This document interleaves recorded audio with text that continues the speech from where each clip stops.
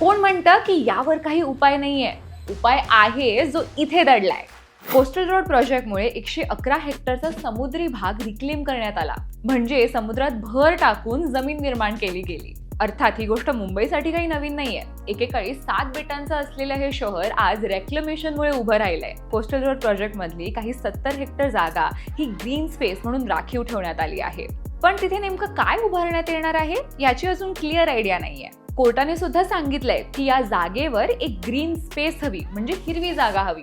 आता सगळ्या green space काही सारख्या नसतात. त्याच्या नावाखाली थातुरमातर उद्यान बांधण्यात पॉइंट नाहीये. तिथे खरं तर एखादं किनारी वन म्हणजे कोस्टल फॉरेस्ट असावं अशी मागणी केली जाते.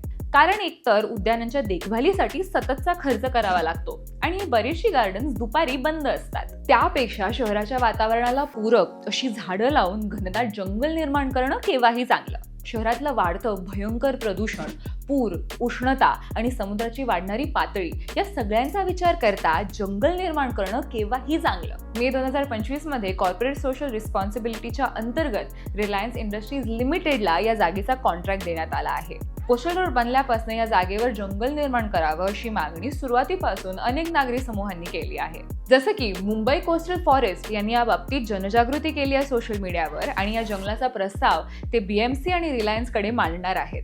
न्यूयॉर्क, टोकियो, बीजिंग यासारख्या शहरांनी जंगलं निर्माण करून प्रदूषणाच्या समस्येवर काम केलंय.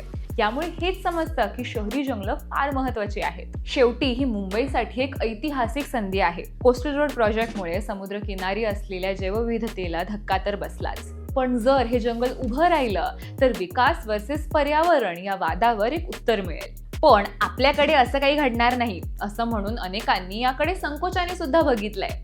पण या सगळ्या प्रश्नांची उत्तरं शोधण्याची, ती अंमलात आणायची आणि त्यासाठी जनमत तयार करण्याची आपल्या सगळ्यांची तयारी आहे का?